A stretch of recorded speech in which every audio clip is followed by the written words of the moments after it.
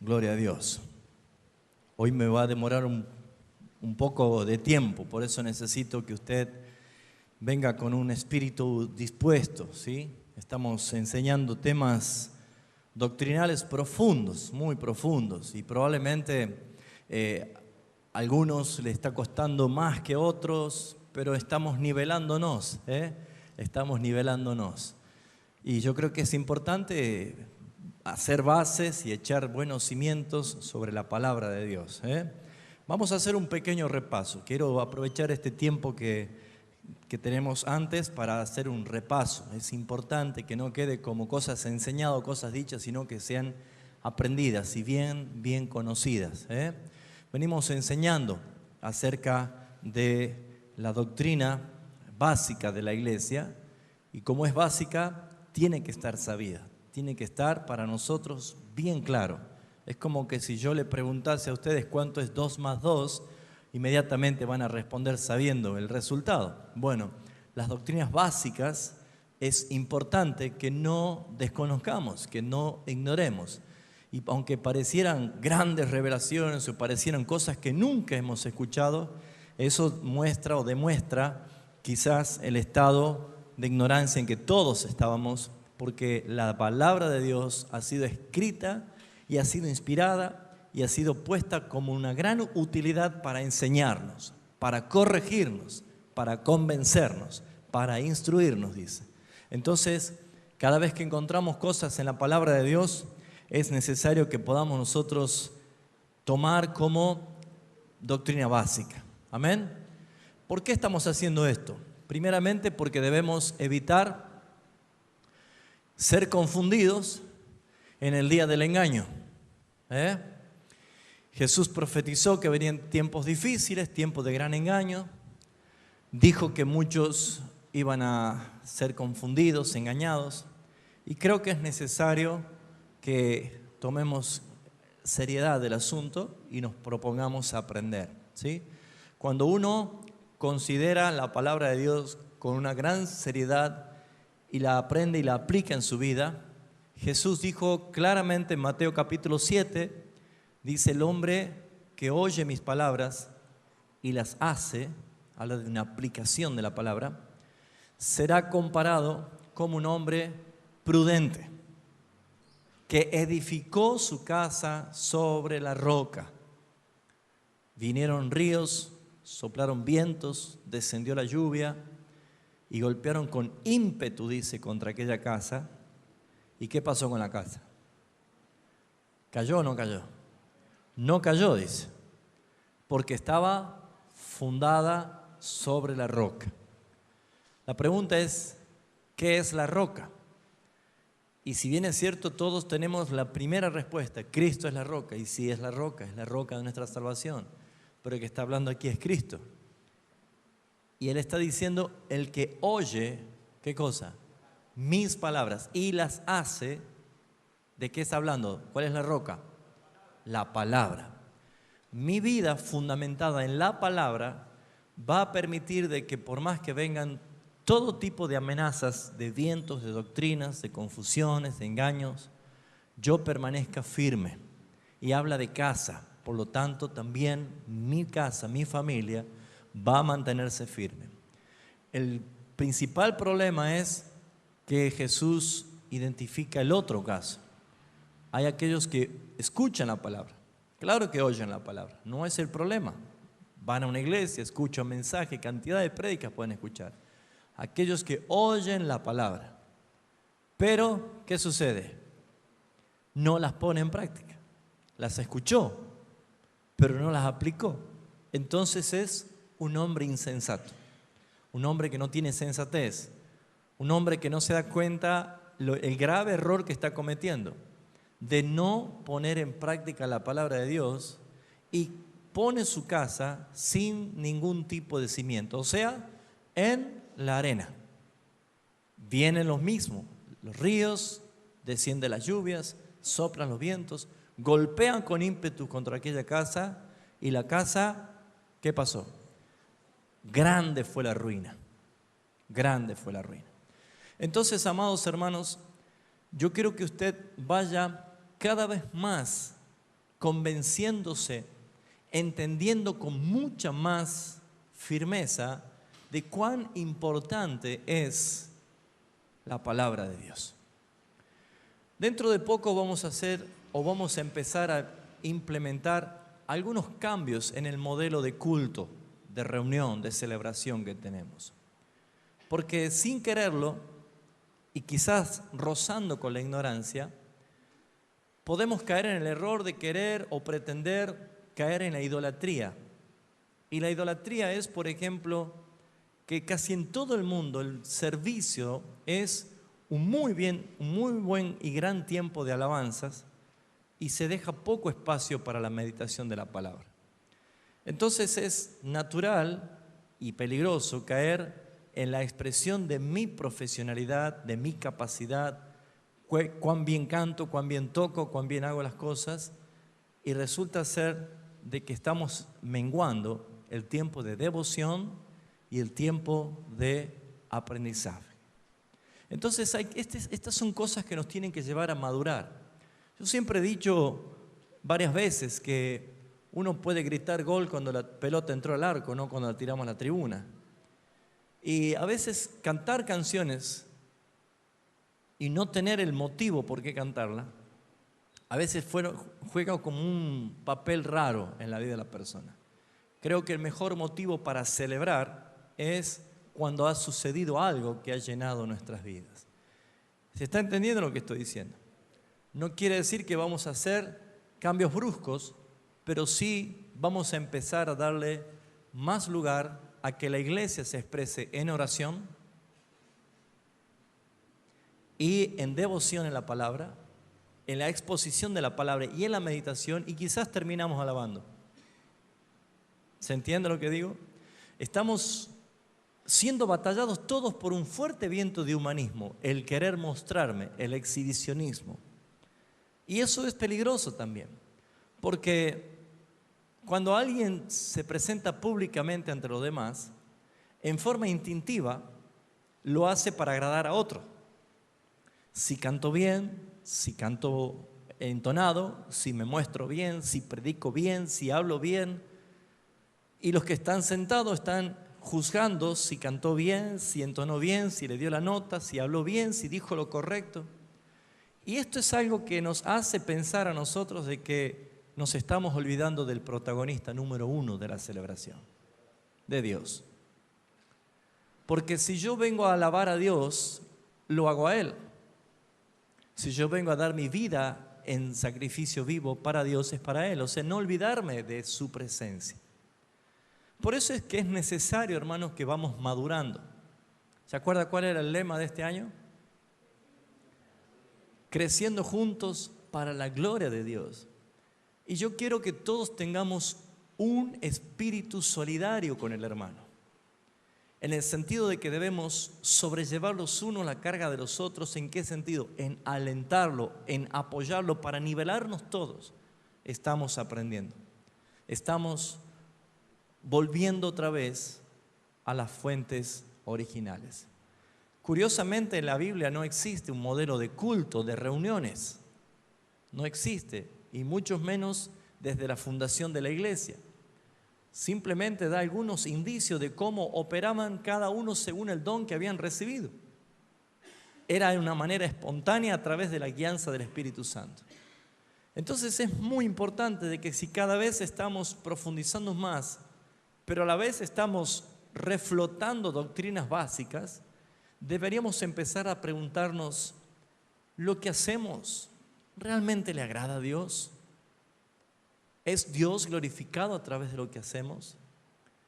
Lo hablo así, de esta manera con ustedes, hermanos, porque sé que muchos de ustedes están empezando a entrar en un tiempo de madurez espiritual y que su espíritu está recibiendo el testimonio de lo que estoy diciendo.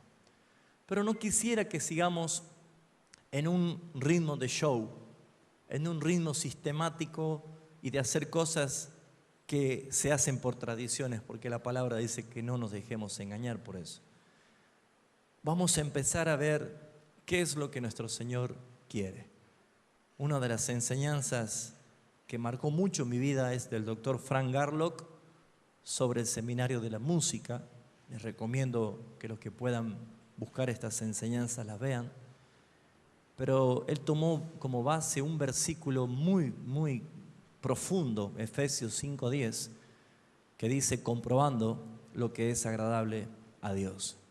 Y ese es el secreto, que todo lo que hagamos, lo hagamos comprobando. Probar primero si lo que vamos a hacer es agradable a nuestro Señor. ¿Cuánto lo entiende? Entonces, esto se requiere que usted tenga oración, devoción, que apoye. Este día, el lunes, hemos empezado el Consejo de Varones. Muy lindo fue el comienzo. Y hemos tocado un tema muy importante sobre la realidad espiritual que nos da la carta de Nehemías, el libro de Nehemías. Y cuán importante era ver que había un grupo que estaban trabajando y otro grupo que estaban con sus espadas cuidando lo que trabajaban. Una tarea muy hermosa. Entonces esto nos tiene que ayudar a nosotros a consolidar nuestra fe en Jesucristo. Amén. Vamos a repasar un poquito. Dentro de las doctrinas básicas que estamos estudiando, habíamos visto acerca de la muerte. Pregunta, ¿es el fin de la existencia del hombre la muerte? No. ¿Qué es la muerte? La separación del alma de su cuerpo, ¿sí? Pero no es el fin de la existencia. Cuando una persona muere o se separa de su cuerpo, ¿cuántos lugares eternos pueden haber? 2. ¿No hay 3? Porque hay una religión que enseña que hay un lugar intermedio.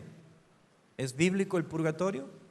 No, no hay ninguna base bíblica. Sin embargo, la Biblia habla de 2 lugares eternos e inmediatos. ¿Se acuerda cuál era uno? El seno de Abraham y el Hades o el Seol, ¿sí? El Seol, con una traducción de un contexto, es simplemente sepultura, o también con otro contexto, la misma palabra, es lugar de tormento, ¿sí? ¿Qué es lo que se conoce por cielo e infierno? Pero hasta que no se lleve a cabo el juicio del gran trono blanco, son estados, el Seol, lugar de tormentos, el Hades, lugar de los muertos, y el seno de Abraham es lugar de reposo, lugar de consuelo, como lo hemos visto en la palabra, hasta que se manifieste el gran trono del Señor en juicio final, ¿sí? Ahora, ¿por qué el hombre debe morir? ¿Se acuerda?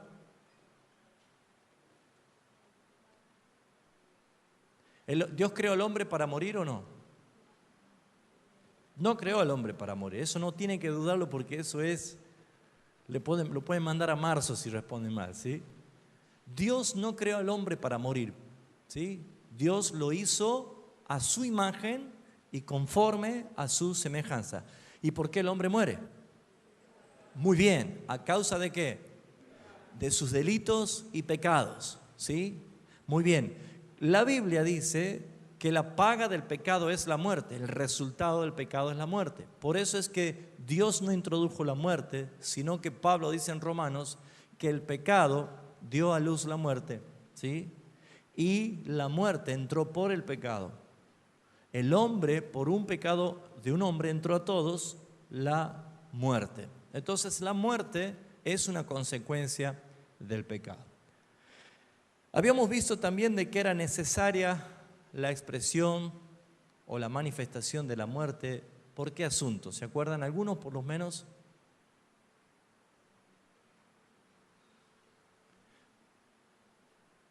Un juicio temporal, ¿sí? ¿Se acuerdan que si algunos comía y bebía indignamente, existe la posibilidad de que algunos se mueran también? Algunos se enferman y otros se mueren. O sea que el juicio correctivo de Dios también puede utilizar la muerte, porque la muerte no es un problema para Dios. Sin embargo, hemos visto que la Biblia utiliza como una señal correctiva. También la muerte dijimos que es un proceso de purificación. Acuérdense que el apóstol Pablo dijo que si el grano de semilla no cae en tierra y muere, no puede dar vida. Entonces es un paso necesario para un cambio, una transformación total. Entonces también Dios utilizó la muerte para que haya en la historia del cristianismo, ¿qué cosa? Avivamientos, extensión de la predicación de la palabra de Dios. Por eso es que hay tantos mártires en la historia del cristianismo. Cada vez que se mataban cristianos, en vez de menguar, se multiplicaban más todavía. Muy bien, ¿quedó claro el tema de la muerte? ¿Es bíblico reprender al espíritu de muerte? No. La Biblia en ningún momento habla del espíritu de muerte.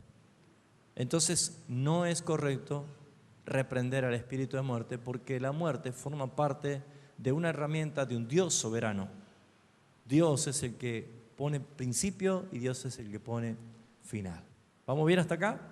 Repasando. Muy bien. ¿Qué pasa con los muertos en Cristo? ¿Van a quedar para siempre muertos? ¿Qué sucederá? Habrá resurrección. ¿Cuándo será la resurrección? ¿Cuándo es el postrer día? El último día. ¿Habrá más días después de ese día? No. ¿Por qué? Porque es el último día. ¿Sí? ¿Queda claro eso? Muy bien. ¿Cuántas resurrecciones físicas va a haber? ¿Cuántas resurrecciones físicas va a haber? Una. ¿Cuándo? El último día. Pero la Biblia habla de dos resurrecciones. ¿Cuál es entonces la primera resurrección? Es una resurrección ¿cómo? Espiritual, porque ¿cómo estábamos todos? Muertos en delitos y pecados. Esto lo dijo Jesús allí en Lucas. ¿Se acuerda que dijo él? Que viene el día que los que duermen oirán mi voz y serán despertados para vida. Esa es la primera resurrección espiritual. Pero en el versículo 28 dice más abajo, pero viene el día en que los muertos oirán mi voz en el sepulcro y resucitarán, unos para vida y otros para muerte eterna. O sea que esa es la segunda resurrección. Quiere decir que todos los hijos de Dios ya han experimentado ¿qué cosa? La primera resurrección. Porque ¿cómo estábamos según Efesios capítulo 2, 1? Muertos en delitos y pecados. Y Él nos dio vida. Por eso es que el que tiene al Hijo, tiene la vida. El que no tiene al Hijo, muy bien. Apocalipsis dice que los muertos no volvieron a vivir hasta que se cumplió los 1000 años. ¿Se acuerdan? Esa es la segunda resurrección. O sea que está hablando ya, los muertos, por más que tengan vidas biológicas, están muertos espiritualmente. Entonces queda claro que la resurrección tiene dos expresiones. La primera es la resurrección espiritual. Pregunta, ¿todo el mundo va a resucitar espiritualmente? No. Los que van a resucitar, ¿quiénes son? Antes que sean llamados. Dice Jesús, viene el día en que los que duermen, ¿qué sucederá? Oirán mi voz y despertarán. Muy bien, Jesús dijo claramente en Juan capítulo 10, mis ovejas oyen mi voz.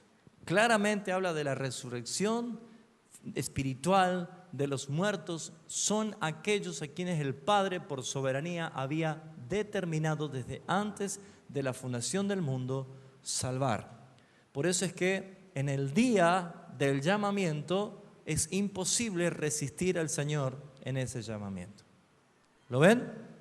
Sin embargo, la resurrección física es lo que se va a manifestar ¿cuándo? ¿Cuándo? El último día, ¿sí? ¿Queda claro que la resurrección espiritual es hoy? Si alguien recibe la invitación del Espíritu Santo y escucha su voz y recibe la vida de Cristo, ¿qué acaba de suceder? Resucitó, pasó de muerte a vida. Estaba muerto, por más que biológicamente vivía, estaba muerto. ¿Pero qué sucedió? Resucitó espiritualmente. Ahora yo puedo amar a Dios, honrar a Dios, oír a Dios, puedo tener una expresión de relación con Dios. Porque el que es de carne, nacido de carne, carne es, y el que es nacido del Espíritu, Espíritu es. Muy bien, aquí hemos visto acerca de lo que es la resurrección. Ahora, ¿qué pasa si no existe la resurrección de los muertos? Sería vana la fe. Si decimos que no hay resurrección de muertos, Cristo tampoco resucitó. Y si no resucitó Cristo, vana es nuestra fe. Hay quienes dicen que Cristo no resucitó.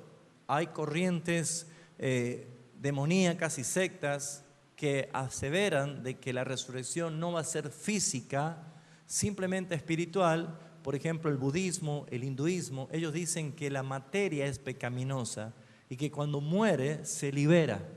Por eso es que cuando resuciten no resucitarán físicamente, simplemente será espiritualmente. Eso no es así. La Escritura nos da a nosotros total garantía de que nuestra resurrección será integralmente. Espíritu, alma y cuerpo será transformado. Tendremos nosotros una identidad nueva, ¿sí? O sea, somos nosotros, pero con un cuerpo ¿cómo? Glorificado. ¿Cuál es el máximo ejemplo bíblico para ver que la resurrección es física? Cristo. ¿Qué hizo Jesús cuando se presentó resucitado delante de sus discípulos? Estando las puertas cerradas, Él se presentó en medio, ¿sí? ¿Y qué dijo Él?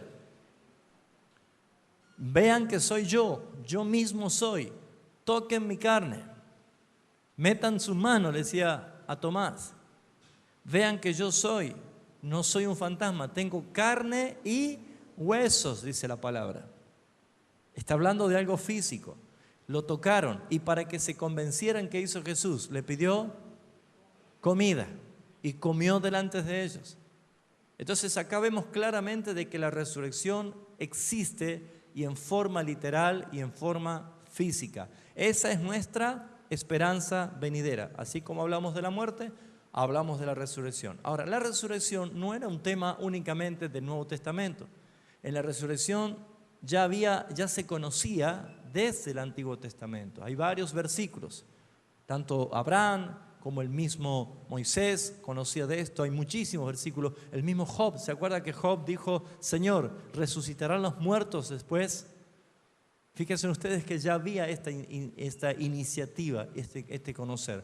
Pero quien trajo a luz y revelación de la resurrección de los muertos es Cristo. Él es la primicia de los resucitados. ¿Amén? Muy bien. Vimos el miércoles pasado las características de nuestro cuerpo resucitado. ¿Sí? ¿Se acuerda algunas? No importa el orden.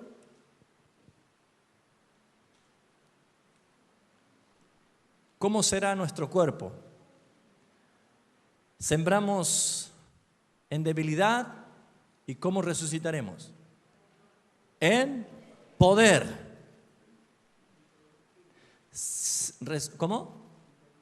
Incorruptibles. Sepultamos en corrupción y resucitaremos incorruptibles. ¿Qué es incorruptibles? ¿No vamos a qué? ¿No vamos a envejecer? ¿No va a haber dolor? ¿No hay enfermedad? ¿No va a haber más tortas? ¿Ni cumpleaños feliz? No va a haber que dar regalos tampoco, obviamente, ¿no es cierto? ¿Por qué? Porque se está terminando con la vida biológica y se transforma en una nueva naturaleza, en el cuerpo eterno de nuestro Señor. De la misma manera seremos nosotros. ¿Comeremos? ¿Podremos tener libertad? ¿No tendremos límites en cuanto, por ejemplo, a la ley de la gravedad? Las leyes físicas no serán las mismas. La contextura molecular y anatómica de nuestro cuerpo no será la misma, pero tendremos materia. O sea, hay muchas cosas que hemos visto y que incluso el miércoles pasado nuestro hermano Adrián, que es médico, nos dio una hermosa introducción en cuanto a lo que es la biología. Dentro de poco vamos a tener una linda enseñanza acerca de biología microscópica de nuestro cuerpo, de las células, y hay diseños preciosos allí. Entonces quedamos claros de que hay una resurrección física, que será literal, y la pregunta que surgiera, ¿nos vamos a conocer cuando estemos resucitados? ¿Qué opinan? Claro que sí, a Jesús los reconocieron sus discípulos. Soy yo, o sea que nos vamos a reconocer, vamos a tener la misma identidad. Claro que vamos a tener la misma identidad, pero vamos a tener un cuerpo totalmente transformado. ¿Existen misterios sobre la resurrección? Claro, hay muchas cosas que nosotros no las sabemos. Hasta aquí es lo que nosotros podemos ver en las Escrituras. No sé qué edad tendremos, posiblemente tendremos la plenitud de la edad de Cristo, pero no sabemos qué edad tendremos. No sabremos si habrá niños, ancianos, Porque fíjese que si a mí me toca justo resucitar a la edad de anciano, así, pucha, ¿cómo no fue cuando tenía 25 por lo menos, no? No sé, eso no lo dice la palabra. Pero lo que sí dice es que todos tendremos una identidad, que todos tendremos un cuerpo nuevo, una materia nueva, y que tendremos conciencia de reconocernos y saber en el lugar donde estamos. Vamos hoy a entrar en el otro tema. Vamos a hablar ya del estado eterno, nuestro estado eterno, ¿sí? Y claramente la Biblia identifica dos estados eternos. Una eternidad en el infierno y una eternidad en el cielo. Así lo conocemos todos. Pero como son dos realidades bíblicas, porque la Biblia lo enseña, porque la Biblia hace mención, vamos a empezar a tomar el detalle de lo que la Escritura nos enseña. Pero hoy vamos a hablar acerca del estado eterno. Y lo primero que tenemos que hacer es echar cimientos en la palabra de lo que ya tenemos escrituralmente para poder empezar a ver lo que va a ser en el tiempo venidero. Hay algo que debemos nosotros tener bien en claro, y esa es la esperanza que vamos a tener nosotros, que vamos a tener una vida eterna. Y ahí viene la primera pregunta: ¿y qué vamos a hacer una eternidad? Si algunos no saben qué hacer en su casa en la siesta y se aburren, dice, ¿qué vamos a hacer una eternidad? Y el problema de esa pregunta siempre está, ¿no nos aburriremos? Todas estas cosas son importantes que podamos comprender qué es lo que nos dice la Escritura, porque nosotros tenemos, primeramente, una mente limitada, una mente finita. Tenemos un Dios infinito y tenemos una realidad eterna. Entonces hay un serio problema. Es como meter un elefante dentro de un vaso. Es imposible. Pero sí podemos nosotros empezar a ver qué nos dice la Escritura y empezar a creer por la fe lo que nosotros esperamos, ¿sí? Como existen dos realidades del estado eterno, uno es la condenación eterna y otro es la redención o la salvación eterna que nosotros tenemos. Para continuar con la enseñanza que estamos dando, yo voy a empezar con el estado eterno de redención acerca de nuestra salvación. Luego voy a continuar explicando, después de este tema, de qué se trata de la perdición eterna o conocida como el infierno, ¿sí? Pero esas son doctrinas básicas. Ustedes, hermanos, les voy a pedir que siempre los estén repasando, porque estos son temas, como muchos los llaman, temas tabú, que no se tocan, que no se mencionan. Y si se mencionan, se confunden. Y si se confunden, algunos se asustan. Y si se asustan, no quieren congregar más.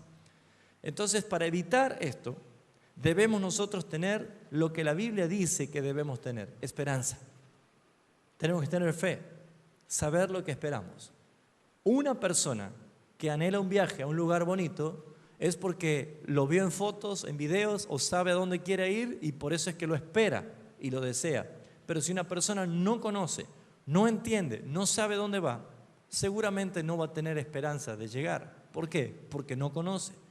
¿Para qué el Señor nos reveló en su palabra tantas cosas de qué es lo que será del estado eterno? Para que nosotros nos alentemos, dice la Escritura, con estas palabras y que sea depositada nuestra esperanza eterna en lo venidero. En esta noche vamos a hablar, porque no voy a agotar hoy todo el tema, pero voy a dar una introducción. ¿A qué hacemos referencia cuando hablamos del cielo? Si ustedes hablan con muchos cristianos, le van a decir, si le preguntan, ¿a dónde vas cuando te mueras? Y seguramente le van a decir, al cielo, ¿sí?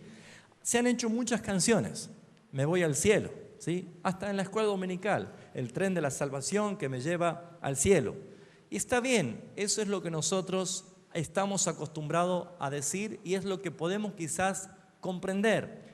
Pero se arma un gran problema a la hora de pensar cómo va a ser el cielo, porque cuando uno dice el cielo, inmediatamente señala hacia arriba y mira hacia arriba.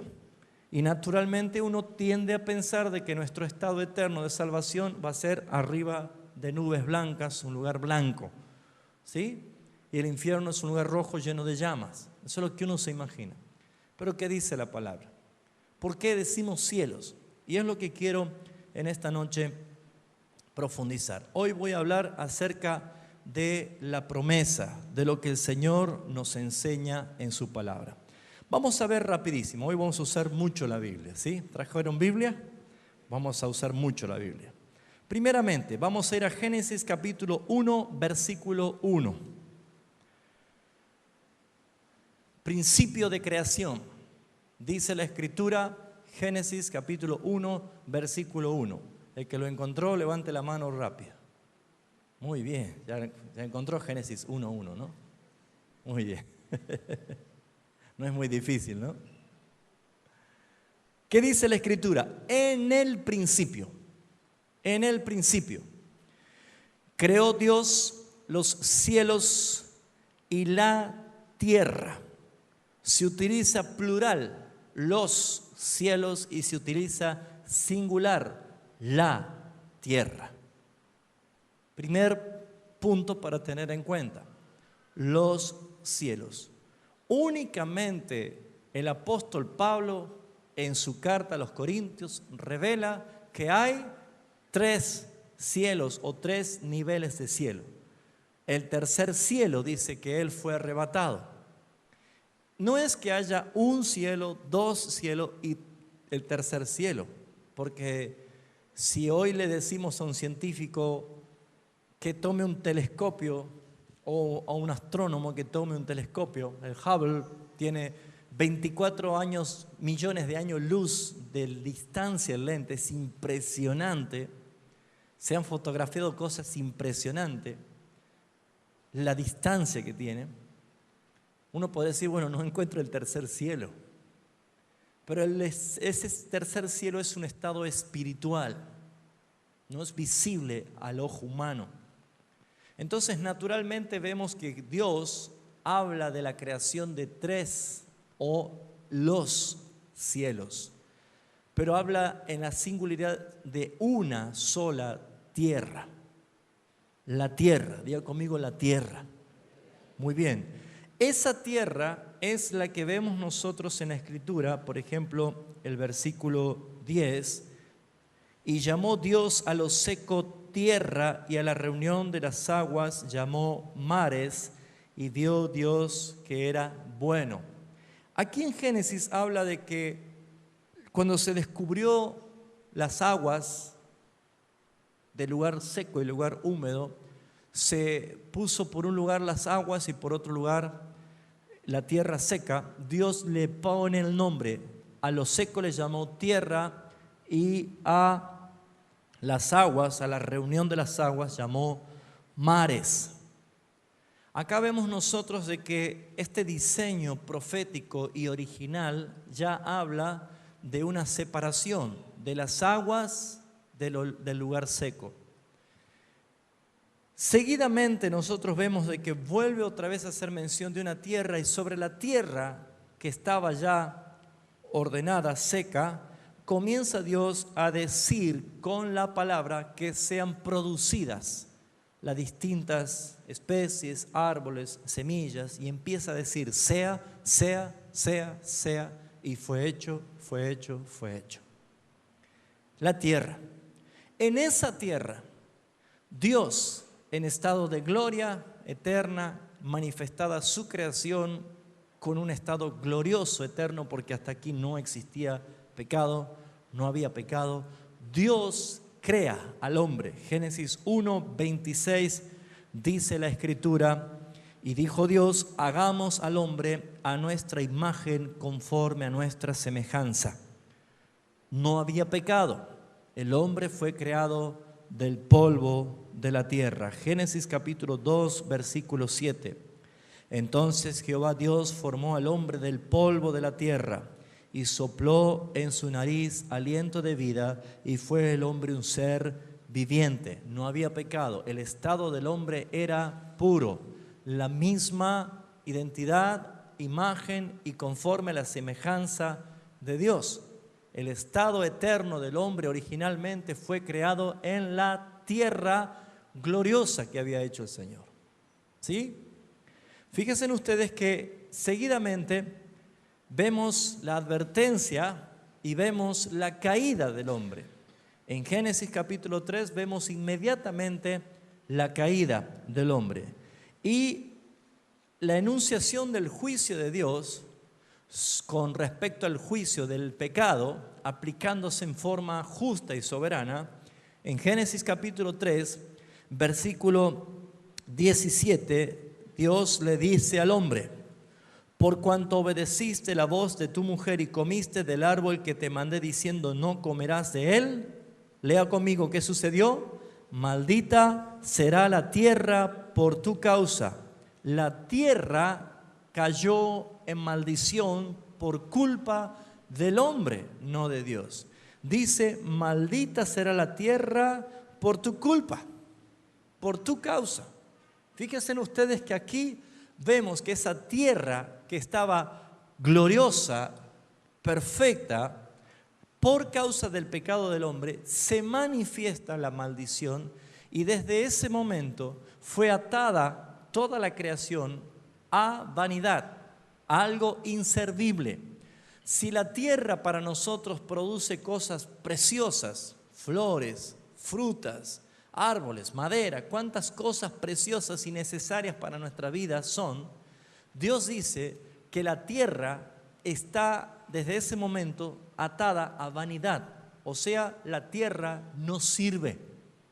Imagínense el potencial, la virtud, las riquezas que tenía esa tierra originalmente, porque era sin pecado y a causa de la maldición del hombre, la tierra fue corrompida, contaminada. Y fíjense ustedes que dice Pablo en Romanos capítulo 8 que fue sujetada a vanidad. Vanidad significa algo vano, algo que no sirve, que no tiene sentido, que no tiene ninguna utilidad. La tierra envejece igual que el hombre por causa del pecado. La tierra va muriendo igual que el hombre por causa del pecado.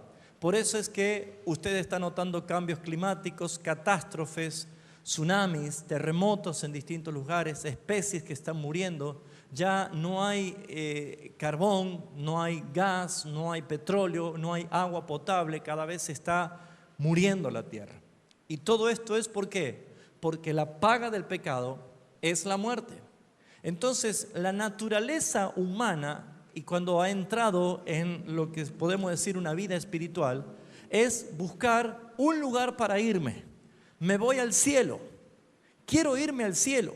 Y eso es lo que nosotros todos anhelamos como un escapismo de un lugar que según la Biblia va a ser destruido. Pero acá lo que tenemos que ver nosotros, hermanos, que es la Escritura, siempre habló originalmente de la tierra como un lugar eterno, pero está corrompida.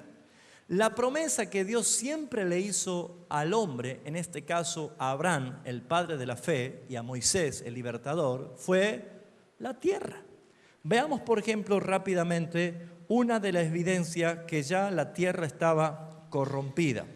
Dice el capítulo 11 de Génesis. Habla de la torre de Babel. Tenían entonces toda la tierra una sola lengua y unas mismas palabras. Usted conoce claramente lo que sucedió en el relato de la torre de Babel, pero habla de que la tierra estaba bajo el dominio del hombre corrupto. Dios tuvo que intervenir para hacer cesar algo que se habían propuesto y nada les iba a hacer desistir de lo que habían pensado hacer. Con este juicio de confusión, allí comienzan las lenguas, allí comienzan los idiomas, porque Dios confunde la lengua. El diseño original dice que todos tenían una sola lengua. Esto quiere decir todos tenían la lengua del uno. ¿Quién es el uno? Dios. Dios es el uno. Todos tenían la lengua del uno. Por eso es que la lengua del uno hizo todas las cosas por su palabra. El hombre tenía la misma lengua del uno y lo que habían dicho nada le iba a hacer desistir. Entonces, antes que esto se lleve a cabo, Dios quitó la lengua del uno, confundió sus lenguas y cada uno no entendía lo que hablaba su compañero. Desde ese momento las lenguas comenzaron a crecer por distintas partes. Los idiomas, los dialectos, los lenguajes. Pero ¿se acuerdan cuándo volvieron todos a tener en la lengua del uno? El día de Pentecostés, cuando estaban todos los 120 unánimes, descendió el Espíritu Santo sobre ellos y fueron repartidas lenguas como de fuego, y todos hablaban el lenguaje del uno, porque todos en distintas lenguas dialécticas daban el mismo mensaje. Allí comienza otra vez a tener una esperanza. La iglesia recibe el cumplimiento de algo que se había cortado por causa del pecado. Entonces vemos que Dios es un Dios de restitución. Volver al diseño original es volver a lo que Dios planificó desde la eternidad. O sea que el cielo, a lo que nosotros llamamos cielo, no es otra cosa más que la tierra glorificada, transformada y restaurada. Voy a explicar esto un poquito más adelante y no se asuste todavía. La Biblia nos dice algo, ¿sí? En el capítulo 12, versículo 1, está la promesa que Dios le hace a Abraham y le dice así: pero Jehová había dicho a Abraham, vete de tu tierra y de tu parentela y de la casa de tu padre al cielo que te mostraré. ¿Así dice? No dice el cielo. ¿A dónde le dice que iba a ir? A una tierra prometida. Versículo 7 dice: y apareció Jehová a Abraham y le dijo, a tu descendencia daré esta tierra, y edificó allí un altar a Jehová, quien le había aparecido. Vemos claramente que lo que acá se profetiza y se anuncia es una tierra. Y usted dirá, claro, pero si Canaán es la tierra prometida, es allí donde Israel después se estableció y se hizo nación. Claro, es verdad, pero no se olvide que la palabra en Hebreos revela que todo lo que estaba en el antiguo pacto era figura y sombra de las cosas celestiales, de lo que iba a acontecer. Todo lo que usted ve en el antiguo pacto era figura. Incluso lo que estamos viviendo hoy es una realidad, todavía figura y sombra, porque ya conocemos que es Cristo, pero nosotros, los que somos de la fe, y la fe de Abraham, nuestro padre de la fe, como se podría decir, dice la Escritura que Abraham, estando en la tierra prometida, no se llamó ciudadano de esa tierra, sino que por la fe, él decía, soy extranjero y peregrino. Porque dice que él miraba con sus ojos una ciudad mejor y él esperaba esa ciudad mejor. Por eso dice que Dios no se avergüenza llamarse Dios de ellos y les ha preparado una ciudad. Si ya tenían una ciudad, ¿cuál es la ciudad que preparaba? Acá Dios está ya revelando lo que nosotros esperamos en la fe de Jesucristo. Cielos nuevos y tierras nuevas. Nuestro estado eterno es comprender hacia dónde vamos nosotros. ¿Vamos bien hasta acá? Veamos, por ejemplo, en el capítulo 27 de Génesis, versículo 4, vuelve a hacer otra vez hincapié a una promesa. Dice Génesis 27, 4, y hazme...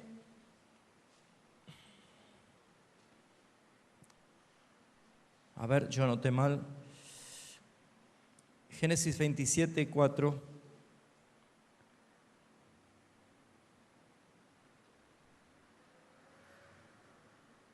Sí, anoté mal, perdón. Vamos a Éxodo 3, 8. Aquí es, perdón. Éxodo. ¿Se acuerdan cuando Dios estaba llamando a Moisés? Y Moisés, que estaba... después de 40 años que había huido de Egipto, el llamamiento de Moisés dice así, Éxodo capítulo 3, versículo 4. 8, perdón. Y he descendido, dice Dios, para librarlos de la mano de los egipcios y sacarlo de aquella tierra a una buena tierra y ancha, a tierra que fluye leche y miel, y los lugares del cananeo, del eteo, del amorreo, del fereceo, del heveo y el jebuseo. Acá vemos nosotros que en promesa Dios dice, lo voy a sacar de esta tierra de esclavitud a una mejor tierra, una tierra ancha, espaciosa, que fluye leche y miel. Esto es figura y sombra de ¿quién? ¿Cuál es nuestro Canaán prometido? Cristo. Cristo es esa tierra que fluye leche y miel. Esa tierra riquísima es Cristo, Él es nuestro Canaán. Entonces volvemos a ver otra vez que la Escritura ya está empezando a dar bases de que nuestro estado eterno no es arriba de una nube, sino en una tierra nueva, libre de corrupción, libre de pecados, libre de contaminación, donde no habrá muerte, donde no habrá vejez, no habrá llantos, no habrá dolor. Habla de una tierra. Lo del antiguo pacto es una visión profética de algo que iba a acontecer y vemos que la Escritura lo certifica. Éxodo capítulo 6.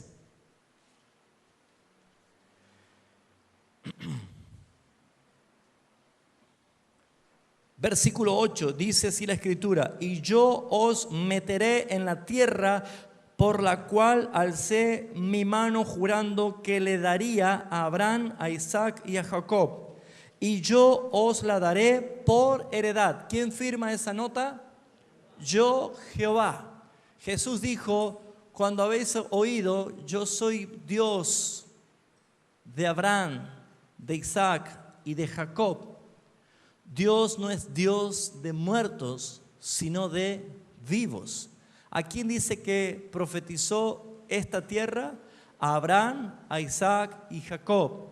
Tanto Abraham, Isaac y Jacob, que están en estado de consolación, estado de reposo, con las millones y millones de almas de los redimidos que esperan la venida de Cristo, la glorificación de Cristo, para que reciban ellos también, junto con todos los que murieron en Cristo, su cuerpo resucitado y glorificado, para ser introducidos ¿dónde? En la tierra que Dios ha prometido. Y acá dice, le prometió a Abraham, a Isaac y Jacob. 3 generaciones distintas, no estaban juntos. Por lo tanto, aquí vemos que no está haciendo referencia a un punto geográfico del planeta, sino que está haciendo referencia a algo nuevo que él iba a hacer. ¿Qué es esto nuevo? Vamos al profeta Isaías. Estamos viendo lo que es el estado eterno profetizado. Isaías. Vamos a ir al capítulo 65.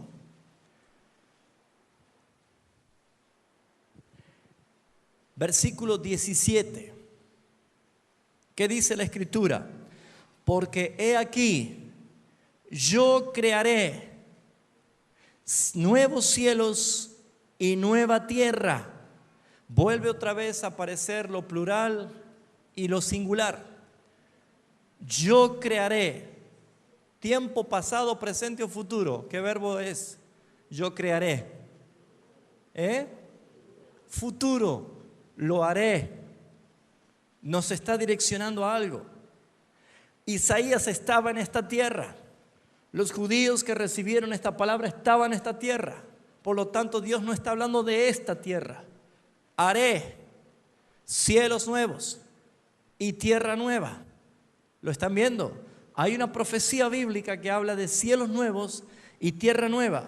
Y lo primero, ¿cuál es lo primero? Esto. De lo primero, no habrá memoria, ni más vendrá a pensamiento. Cuando estemos en cielo nuevo y tierra nueva, no estaremos diciendo, che, ¿qué habrá sido de la casita mía en Tucumán?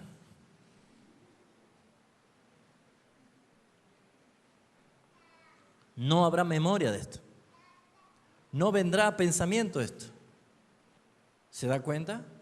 Cuando estemos en cielo nuevo y tierra nueva, no estaremos diciendo, qué lindo el mar. Este mar no me acuerdo si era igual que el mar que yo había conocido. No, porque es nuevo. Las cosas viejas que dice la palabra pasaron. Desde Cristo, en Cristo, todas son hechas nuevas. Y acá vemos que dice, crearé. Dios está diciendo, crearé nuevos cielos y nueva tierra, y de lo demás no habrá memoria ni vendrá al pensamiento. Capítulo 66 de Isaías, allí nomás de la vuelta, versículo 22. Dice así, porque como los cielos nuevos y la nueva tierra que yo hago permanecerán delante de mí, dice Jehová, así permanecerá vuestra descendencia y vuestro nombre. Habla de una conducta que nos da seguridad, garantía de un estado eterno. Habrá un cielo nuevo y una tierra nueva que permanecerá para siempre. No es otra cosa más que el lugar de donde nosotros vamos a estar eternamente. Ahora sí, vayamos a Apocalipsis capítulo 21, versículo 1, y vamos a ver qué realidad manifiesta en cumplimiento. Todo esto es profecía, aún no se ha llevado a cabo. Apocalipsis 21 dice el versículo 1, Juan en la isla de Patmos, estando en visión, dice, y vi un cielo nuevo y una tierra nueva. ¿Por qué Juan ve un cielo nuevo y no cielos nuevos? Porque primero, quien habla de cielos nuevos es Dios, y quien ve un cielo nuevo es Juan, un hombre. Juan tiene una visión, pero como hombre y estando vivo, cuando recibe, él ve un cielo nuevo y una tierra nueva. Pero Dios revela que habrá cielos nuevos y tierra nueva. ¿Qué podemos ver de esto, amados hermanos? Que acá Juan, estando en la carne, con sus limitaciones, lo único que podía ver es lo que nosotros vemos hoy. Un cielo y una tierra. Vemos un cielo y una tierra. Ahora, el punto principal de todo esto dice que la primera tierra, el primer cielo y la primera tierra pasaron y el mar ya no existía más. ¿Se acuerda que Génesis 1:10 dice que Dios separó lo seco de las reuniones de las aguas? Se separa las aguas de lo seco y dice, y el mar no existía más. Estamos empezando a ver claramente de que el mar, en el lenguaje profético de Apocalipsis 17:5 dice que son naciones, muchedumbres, gentes, pueblos. A eso significa cuando habla de mar o las aguas. Pero el lugar seco, lo seco, la tierra, el polvo, siempre hace referencia a la humanidad escogida. ¿Por qué? Porque Dios creó al hombre del polvo. Y ese hombre del polvo se hizo carne por causa del pecado. Pero vemos nosotros de que habla claramente de que habrá un remanente, un pueblo redimido por la sangre de Jesús. Ahora, si vamos bien hasta acá, vamos a empezar a ver evidencias bíblicas que los que hemos sido justificados, los que hemos sido transformados, somos nosotros los que vamos a heredar esa tierra prometida, la tierra, cielo nuevo y tierra nueva. Entonces, ¿qué es lo que vamos a ver? Vamos a ir a una palabra que Jesús dijo, Mateo 24, profecía. Mateo capítulo 24.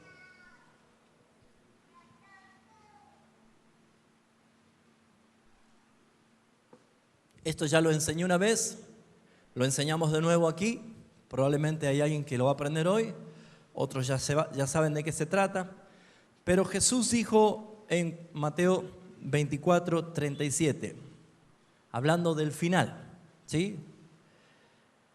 Mas como en los días de Noé, así será la venida del Hijo del Hombre. Todo esto acontece en un solo día. La venida del Hijo del Hombre tendrá varios ingredientes: la resurrección de los muertos, el juicio final, la sentencia final, la herencia para los justos y los injustos. Todo esto acontecerá el último día, el día del Señor. Y acá dice, así será en los días, como en los días de Noé, así será la venida del Hijo del Hombre. Porque como en los días antes del diluvio estaban comiendo y bebiendo, casándose y dándose casamiento, hasta el día en que Noé entró en el arca. Ahora, fíjese que dice, así va a ser como el día de Noé, así va a ser el día de la venida del Hijo de Dios. Pero fíjense que nosotros hemos tomado un texto fuera del contexto y hemos hecho dogma creyendo lo siguiente. El versículo 40 dice así, entonces estarán dos en el campo, el uno será tomado y el otro será dejado. Dos mujeres estarán moliendo en el molino, la una será tomada y la otra será dejada. Esa vez que enseñé yo le hice la pregunta y la vuelvo a hacer esta noche. ¿Cuántos quieren ser tomados? ¿Y cuántos quieren ser dejados? La pregunta es, ¿cuántos quieren ser tomados? ¿Y cuántos quieren ser dejados? ¿Por qué hay gente que más levanta la mano diciendo yo quiero ser dejado y hay otros que dicen yo quiero ser tomado? Probablemente porque es un versículo que fuera de contexto se lo aplicó al arrebatamiento. Pero este versículo no está hablando del arrebatamiento. Está hablando en el contexto de que como en los días de Moisés, así será la venida del Hijo del Hombre. ¿Qué está diciendo acá? Leamos el contexto para entender de qué se trata. El versículo 39 dice, y no entendieron hasta que vino el diluvio y se los llevó a todos. ¿A quiénes se los llevó? A los pecadores que no creyeron. Fueron tomados los que fueron pecadores y no creyeron, y quedaron ¿quiénes? Noé, su esposa, sus hijos y sus nueras. Entonces, aquí es totalmente contrario a la aplicación del arrebatamiento. Acá está hablando que los que se quedan son los que heredan la tierra. Los que se quedan son los que cuando se abre el arca encuentra una hermosa tierra renovada, un arco iris, señal de pacto, y comienza una nueva vida, nuevos comienzos.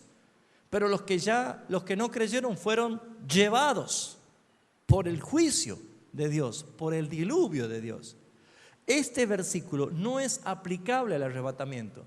Ahora, ¿creemos en el arrebatamiento? Claro que sí, pero ya sabe que todo esto acontecerá en un solo día, porque vamos a enseñar esto un poquito más adelante con más claridad, porque puede ser que se le mueva toda la estantería hoy.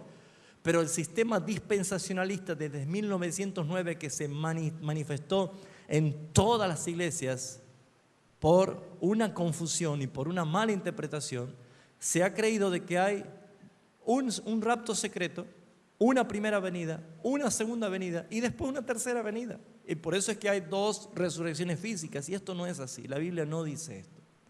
Acá dice claramente que los días de Noé sucederá esto. ¿Qué sucedió?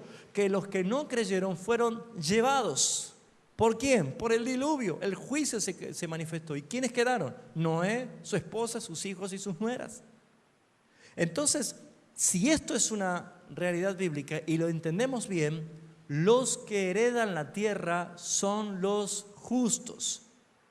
No somos nosotros los que nos vamos, nosotros somos los que nos quedamos en un cielo nuevo y una tierra nueva. ¿Lo entienden? Vamos a ver esto en evidencias bíblicas y quiero que usted pueda entender. ¿Dónde comienza la máxima confusión? En que muchas veces hemos leído versículos que dice el fin del mundo. Cuando creemos en el fin del mundo, asociamos al mundo con la tierra, ¿sí? Pero el planeta Tierra no es el mundo. El mundo es el sistema organizado que gobierna la Tierra. La palabra mundo es una palabra griega que significa cosmos. De ahí viene la palabra cosméticos, que es apariencias, tapar, ¿sí? Aparentar, mostrar algo que es diferente. El sistema mundo tiene una organización de apariencia, muestra un gobierno, muestra una estabilidad, muestra una economía, muestra una fe, muestra una religión, muestra un Dios a su manera, pero no es lo original. Este mundo está, según la primera carta de Juan capítulo 5, gobernada, direccionada por el príncipe de las tinieblas. Este es el mundo que va a destruir Dios, pero el planeta Tierra será transformado. Liberado, dice el apóstol Pablo, de la corrupción del pecado, será transformada a la gloria nuestra, como nosotros seremos transformados a la gloria de Cristo. Entonces, amados hermanos, aquí es donde empezamos a ver que hay conceptos que no son bíblicos y que estamos entendiendo mal, y pensamos de que el planeta Tierra va a ser ¡pum! Y allí va Eduardo por allá, y allá va Alejandro por allá, y agarrate una nube que te caes. Eso no dice la palabra. La palabra no dice esto. La palabra habla de que heredaremos una tierra. ¿Sí? Ahora, ¿por qué decimos nosotros que vamos a heredar una tierra? ¿Por qué decimos que vamos a estar en una tierra? Lo primero que tenemos que entender, amados hermanos, es que nosotros llamamos cielo porque es el cielo el que desciende. Todo desciende, No sube nada, todo desciende. Cristo descendió, descenderá la nueva Jerusalén, descenderá cielo nuevo y tierra nueva. Todo desciende. Hay una reconciliación por causa de Cristo. Pero nosotros empezamos a llamar cielo a la tierra porque el cielo se manifiesta en gloria, la tierra será glorificada. Cuando decimos me voy al cielo, usted sabe que está diciendo vamos a estar en una tierra totalmente glorificada. Ahora, ¿a cuánto le gusta estrenar cosas? ¿Le gusta comprar una camisa, sí? Una pollera, chicas, y estrenar? Qué lindo cuando uno compra algo y lo quiere estrenar, ¿no? ¿Por qué uno se siente bien estrenando algo? Porque es algo ¿cómo? Nuevo. ¿Qué es algo nuevo? Sin uso. La Biblia dice que para nosotros hay una herencia, hay un cielo nuevo y una tierra nueva. Dios dice cielos. En la dimensión de cielos encontramos primer cielo. ¿De dónde empieza el primer cielo? Desde la planta del pie hasta lo que mis ojos pueden ver, esto es primer cielo. ¿Sabía usted? Estamos sobre la tierra, pero el espacio que nos separa de la tierra hasta lo que vemos es el primer cielo. El segundo cielo, según lo que la guerra espiritual de Efesios nos está enseñando, es el lugar de las regiones celestes, no celestiales, regiones celestes. Ese es el lugar donde, según Job, capítulo 1, versículo 6, dijo, ¿de dónde vienes? De rodear la tierra. No es un lugar geográfico, físico, sino que en las esferas celestes, el segundo cielo es donde todas las fuerzas de las tinieblas demoníacas tienen su lugar. Pero el tercer cielo es la luz inaccesible. Es donde habita la presencia del Señor. Es un estado que el hombre no lo puede ver. Por eso es que Pablo dice cuando fue arrebatado, no sabe si era en el cuerpo o en el espíritu, dice solo Dios lo sabe, estuve en el paraíso, en el tercer cielo, donde vio cosas y oyó cosas que no les ha dado al hombre expresar. Ahora, cuando Dios dice que habrá cielos nuevos, está claramente hablando de una transformación total. Primero, la atmósfera, que nosotros decimos cielo, estará totalmente limpia. ¿Hay contaminación ambiental hoy en día, sí o no? ¿Qué tal se respira en Tucumán? Está bravo, ¿no? Habrá limpieza atmosférica. No existirá más Satanás, ni los demonios, ni ninguna fuerza, porque después del juicio, gran trono blanco, son lanzados al fuego eterno. Así que el segundo cielo estará totalmente limpio. Y el tercer cielo, que es la presencia misma de Dios, es lo que desciende. Por eso dice la Escritura que Dios mismo habitará en nosotros, con nosotros. Cristo será nuestro tabernáculo.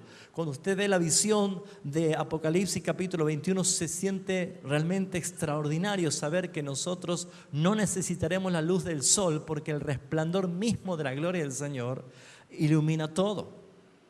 Entonces aquí empezamos a ver de que Dios dice cielos y Juan ve cielo nuevo. ¿Vamos bien hasta acá? ¿Sí? Tranquilo si no lo entiende todavía, pero lo importante es que usted lo va creyendo. Dios va a destruir el mundo, el cosmos, el sistema que Satanás ejerce dominio y control.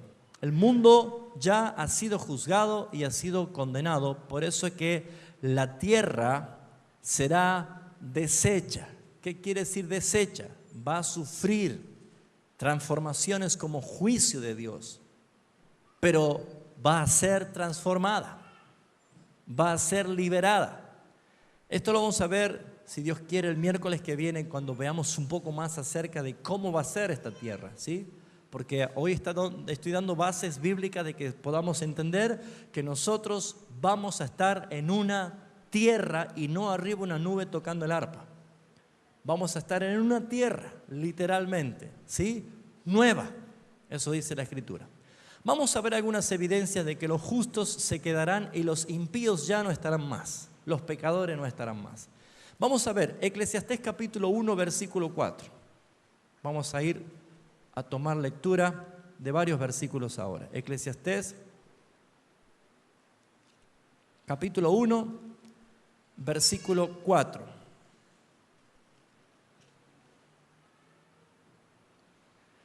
Dice así: generación va, generación viene, mas la tierra, ¿qué dice allí? Permanece para siempre. Para siempre. Va a ser sufrida, va a ser transformada, va a tener muchos cambios, pero la tierra permanece para siempre. Porque ¿quién creó el cielo y la tierra? Dios. Creó los cielos y la tierra. Esa tierra, a causa del hombre y del pecado, fue atada a maldición y corrompida. Pero cuando sea liberada del pecado, de la maldición, va a ser liberada en el estado que está y será una tierra gloriosa. Por eso dice que la tierra permanece para siempre. Vamos a Isaías capítulo 45, por favor, versículo 18. Isaías 45, versículo 18, dice así: porque así dijo Jehová. ¿Quién dijo? Muy bien, entonces es verdad. Así dijo Jehová, que creó los cielos. Él es Dios, que formó la tierra. Vuelve a aparecer lo plural y lo singular. Los cielos y la tierra. El que la hizo. Génesis 1:1, Dios creó la tierra, ¿sí? Los cielos y la tierra. ¿Y qué más dice? Y la compuso. ¿Por qué la compuso? Esto es una visión profética, porque el hombre corrompió, el hombre maldijo, el hombre destruyó. Así como Dios es creador, Dios es restaurador. Por eso es lo que está haciendo con nosotros, amados hermanos. Amén. El cielo no es nuestro destino, es nuestro origen, hermanos. Es el lugar de donde pertenecemos. Allí fuimos pensados, allí fuimos escogidos, allí fuimos amados por el Padre. Lo que sucedió acá es el cumplimiento, es la aplicación de la redención en nuestras vidas. Pero dice así: así dice Jehová, que creó los cielos. Él es Dios que formó la tierra, que la hizo y la compuso. No la creó en vano, para que fuese habitada la creó. Yo Jehová, no hay otro. Ese versículo subráyelo. No la creó en vano. ¿Usted cree que va a decir Dios: ay, qué macana, mire, yo no sabía que el hombre me iba a destruir la tierra? Yo la he creado y el hombre me la ha destruido. No la creó en vano. Amén. ¿O ustedes creen que tenemos un Dios que fracasa, que comete errores? No, no la creó en vano. La compuso porque no la creó en vano. Y dice que está atada en vanidad. Y no la creó para eso. Por eso dice que no la creó en vano. Y dice y añade que la creó para que fuese, ¿qué? Habitada. Parecieran que la gente lo único que creen que quieren habitar la tierra son los marcianos, los extraterrestres. Y nosotros, no, yo me voy. Y los marcianos quieren venir acá y yo me quiero ir de acá. Eso es ficción, hermanos. Eso no existe. La Biblia dice que Dios no la creó en vano, la creó para que fuese habitada. ¿Por quién? ¿Quiénes son los que van a habitar la tierra? La Escritura, Jesús, dando la enseñanza en el Sermón de la Montaña, dijo: bienaventurados los que son mansos, porque ellos heredarán la tierra. ¿Quiénes habitarán en la tierra? Los justos. Ese lugar de habitación es el lugar eterno, es el lugar donde viviremos con Cristo para siempre. No es una nube. Vamos a ver el miércoles el cuadro. Usted va a ver el cuadro que la Biblia nos presenta de lo que es la tierra nueva. Por eso es que nuestra esperanza venidera, por eso tenemos esperanza en la resurrección. Por eso es que no nos pone mal la muerte. Porque sé a dónde voy, sé cuál es mi destino, sé lo que hay. Dios me lo reveló en la Escritura y esto está en la palabra. ¿Cuántos acaban de leer por primera vez este versículo? Que Él no la creó en vano para que fuese habitada. Muy bien. ¿Lo demás ya lo habían conocido? ¿Y dónde está su gozo, hermano? Léalo todos los días si quiere. Pero usted tiene que tener gozo al saber, hermanos, que nosotros fuimos llamados herederos juntamente con Cristo. Y uno dice: amén, hermano, ¿sabes que soy heredero juntamente con Cristo? ¿De qué? ¿De qué soy heredero?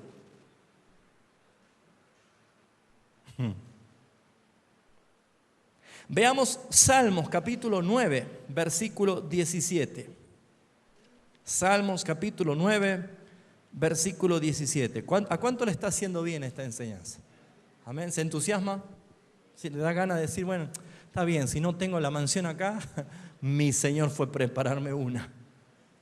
Aleluya. Salmos capítulo 9, versículo 17 dice así la palabra: los malos son los que son trasladados. ¿Cuántos quieren ser sacados de acá a la tierra? Ya no levanta la mano, ¿no? Dice, los malos serán trasladados al Seol. En este contexto es al lugar de tormento. Todas las gentes que se olvidan de Dios. ¿Usted se olvida de Dios? ¿O se acuerda cuando dice, ay, Dios? Veo que la gente se acuerda ahí, ¿no? Pero ¿tiene presente a Dios? El Salmo 100 dice, reconócelo en todos tus caminos y Él enderezará tus veredas, pero reconócelo. No lo tengas allí como un salvavidas colgado de la pared que cuando el agua viene por acá recién voy y lo busco. No lo tengas a Dios como el curandero de turno que cuando estoy enfermito voy a pedirle que me haga la gauchada. No. Él es Señor de todo. Él es Señor de todo. Había un viejo himno, no sé si alguien se acuerda, que dice, Cristo en todo es Señor. Qué hermoso himno es. Pero en todo es Señor. Entonces acá vemos nosotros que la Biblia dice que los malos serán trasladados al Seol. Capítulo 11 de Salmo, versículo 6, dice así, sobre los malos hará llover calamidades. Fuego, azufre, viento abrasador será la porción del cáliz de ellos. Está fuerte esto, pero eso dice la Biblia, lo que sucederá. El capítulo 11 del Salmos, versículo 6, dice lo siguiente. Perdón, ya lo hemos leído. Vamos a ir al 37, capítulo 37 de Salmos. Este capítulo 37 tiene muchos versículos. Pero dice, por ejemplo, el versículo 9, porque los malignos serán ¿cómo? Destruidos, pero los que esperan en Jehová heredarán las nubes. Así dice el cielo. No, heredarán ¿qué cosa? La tierra. Diga conmigo, yo voy a heredar una tierra. Y andan buscando qué terrenito voy a buscar acá. La palabra dice que los hijos de Dios heredaremos una tierra nueva, sin uso, no hay contaminación, no hay maldición, no está atada a vanidad. Todavía el hombre no puede entender lo que es el cuerpo humano y a pesar de la corrupción que tiene el cuerpo humano, imagínense en la tierra. Hay varios versículos acá en el versículo 37, dice el capítulo 10. De aquí a poco el malo no existirá. Observará su lugar y no estará allí. Claro, porque fueron llevados ellos, ¿no? Hay un lugar para los malvados. Se llama el lago de fuego. Se llama el lago de fuego. Para Satanás y todos los rebeldes. ¿Y nosotros? ¿Hay una tierra nueva? Hay una tierra nueva. ¿Cuántos están tan entusiasmados que no pueden estar quietitos en el banco? Bueno, sigamos. Versículo 11, aplicado esto al Sermón del Monte, capítulo 5 de Mateo, versículo 5. Dice el versículo 11, pero los mansos, ¿qué sucede? Heredarán la tierra y se recrearán con abundancia de paz. ¿Cuántos dicen gracias, Señor? Ese es nuestro lugar, hermanos. ¿Usted cree que tantos sacrificios de nuestro Señor Jesucristo, tantos planes de Dios desde la eternidad, tanto poder para que estemos arriba de una nube? Hagan conmigo. No. No, hermanos. Se nos ha metido Hollywood en la cabeza. Pensamos que hacia arriba una nube, así todo. No. Tierra nueva. Tierra nueva. Entonces, ¿qué le falta a tu imaginación? ¿Qué le falta al cuadro que estás viendo? Ver cómo es la tierra, porque decimos, tierra nueva, y entonces decimos, no es nube, entonces es una tierra, un desierto. No, amados hermanos. El diseño de Dios comienza con un jardín y en Apocalipsis termina con una ciudad. con edificios, con calles, con muros, con puertas. Voy a preparar un lugar, una morada para ustedes. Voy a preparar. Él es el arquitecto. Yo edifico, dice la Escritura. El miércoles que viene vamos a sacar algunas preguntas. ¿Habrá árboles? ¿Habrá animales? ¿Habrá casas? ¿Comeremos? ¿Trabajaremos? ¿Qué haremos? Imagínate, ¿cómo anda, hermano? Eternamente bien. ¿Y usted? No, eternamente bien, no tengo ningún problema. ¿Y qué está por hacer ahora? Eternamente nada. ¿Y usted? No, eternamente nada. Algunos piensan así, ¿no? Otros ya están descansando eternamente, ¿no? No hacen nada, dice. ¿Habrá actividad? ¿Qué haremos? Diga conmigo, ¿tenemos un Dios de orden? Vamos, ¿tenemos un Dios de gobierno? Tenemos un reino eterno.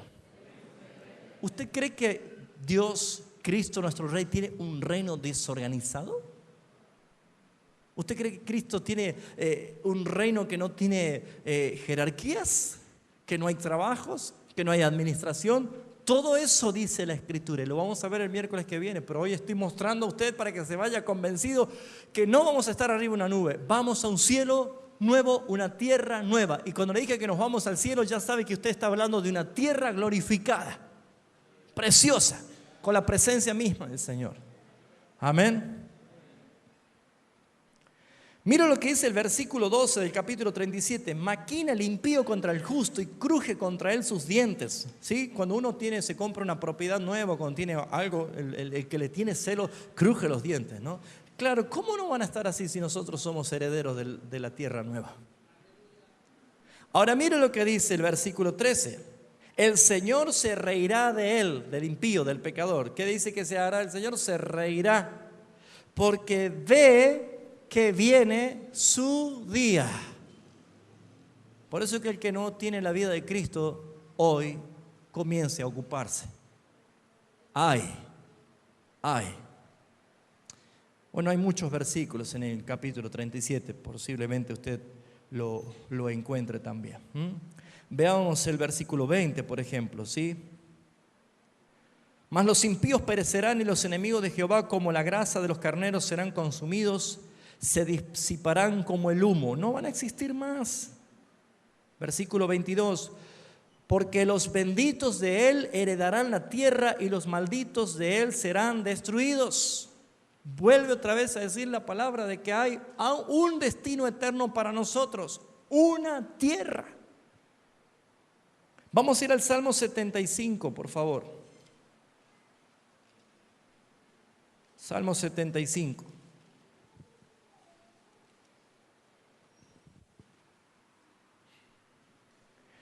Esto es lo que sucederá, versículo 10. Quebrantaré todo el poderío de los pecadores, pero el poder del justo será exaltado. ¿Por qué? Porque viene un final, se termina todo el poderío de los pecadores. Viene un final y el justo será exaltado, será puesto en eminencia, disfrutará. ¿Qué veía David cuando él decía, aunque ande en valle de sombra de muerte, no temeré mal alguno, porque tú estarás conmigo, tu vara, tu callado, me infunden aliento? ¿Y qué es lo que veía él? Mesas preparadas, mesas aderezadas, manjares, en presencia de mis angustiadores. Unge mi cabeza con aceite, habla de la transformación, de la glorificación. Mi copa está rebosando, ya no hay más pecado en mí, hay gloria, ciertamente. Amén, qué hermoso como termina, ¿no? Ciertamente, el bien y la misericordia de Jehová me seguirán todos los días de mi vida, y en las nubes de mi Padre moraré por largos días. ¿Así dice? ¿Cómo termina? Y en la casa de mi Padre moraré por largos días. Tantas evidencias bíblicas. ¿De dónde sacamos que vamos a estar arriba de una nube blanca? ¿A dónde sacamos eso? La Biblia no dice eso. Solamente hay una sola versión en un versículo que dice Pablo su carta a los tesalonicenses que seremos arrebatados juntamente con los resucitados para recibir al Señor en el aire. Recibir. ¿Sí? Si yo voy a su casa y usted sale a recibirme y dice, hermano, hace 4 horas que estamos en la puerta y no van a hacer pasar. No es que yo salí a recibirlo nada más. Es que usted sale a recibir para invitar. Usted sale a recibir, no a quedarse. Nosotros somos arrebatados de las nubes para recibir al Señor en el aire. Y así estaremos para siempre con Él. Pero no es en la nube, hermano. La Biblia dice otra cosa. Veamos el Salmo 119, versículo 119.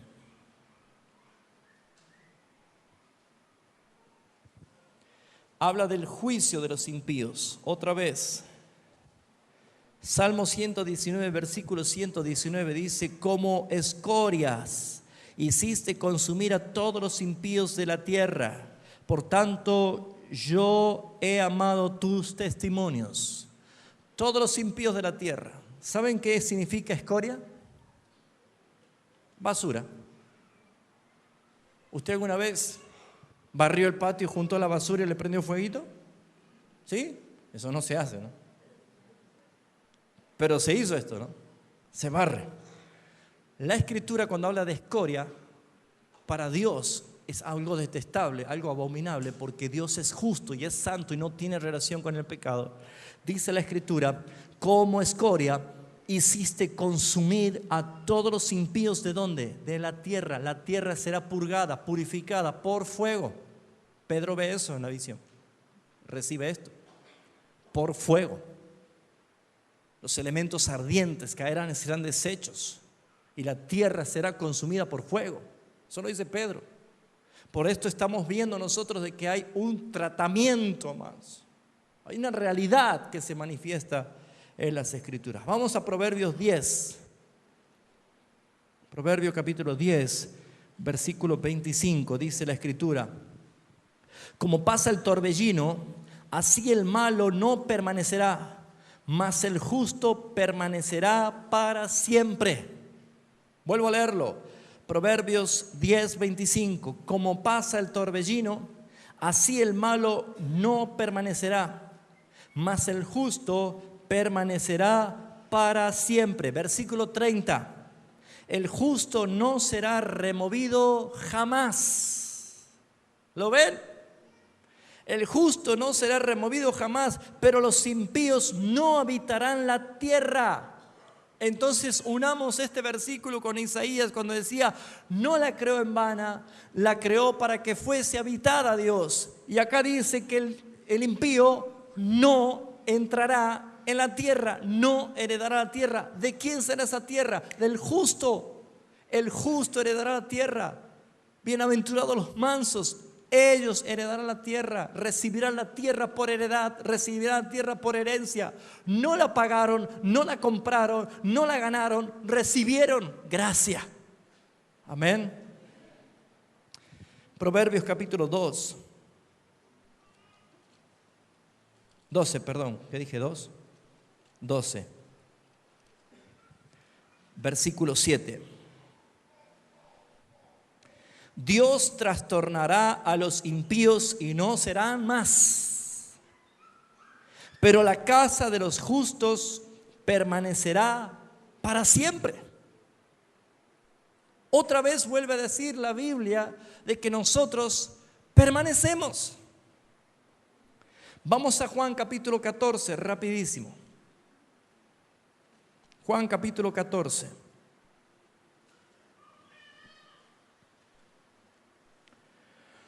No se turbe vuestro corazón, dice el versículo 1. Juan 14, 1. No se turbe vuestro corazón. Creéis en Dios, creed también en mí. En la casa de mi Padre muchas moradas hay. Si así no fuere, yo os lo hubiera dicho. Él no es mentiroso, no nos va a engañar. Voy pues a preparar lugar para vosotros. Y si me fuere y os preparare el lugar, vendré otra vez. ¿Cuántos creen que Cristo viene? ¿Sabe cuándo va a venir? Cuando ya haya preparado el lugar. Cuando prepare el lugar, vendré. Cuando prepare el lugar, vendré. Amén. Yo quiero ese lugar. ¿Por qué aferrarte a lo terrenal? ¿Por qué aferrarte a lo que va a ser destruido? No te aferres a lo que va a ser destruido. Pon tu mira a las cosas celestiales. Debe ser transformado. Debe haber una transformación. Amén. Vendré otra vez y os tomaré a mí mismo, para que donde yo estoy, vosotros también estéis. Entonces, amados hermanos, aquí vamos viendo con mucha más claridad acerca de esta realidad espiritual. Quiero volver a hacer hincapié en esto porque ya voy terminando esta parte para que podamos empezar a ver lo que cómo será ya ese lugar precioso, eterno, donde vamos a estar, donde vamos a vivir. Pero queda claro, amados hermanos, que nuestro lugar es una tierra nueva. Una tierra nueva. Vamos a ver ahora Apocalipsis, por favor. Y vamos a ver lo que la Escritura dice que va a acontecer.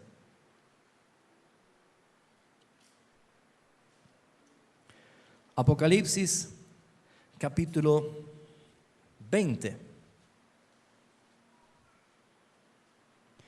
Dice el versículo 11. Todo esto estaba viendo Juan en la visión. Vi un gran trono blanco y el que estaba sentado en él, y delante de él huyeron la tierra y el cielo, y en ningún lugar se encontró para ellos. ¿Ven que dice la tierra y el cielo? Esto lo está viendo Juan. Juan ve un cielo. No tiene que quedar la duda esa. Dios habla de cielos y Juan ve un cielo. Es lo que ve, él estaba vivo, él estaba viendo esto. La tierra y el cielo huyeron.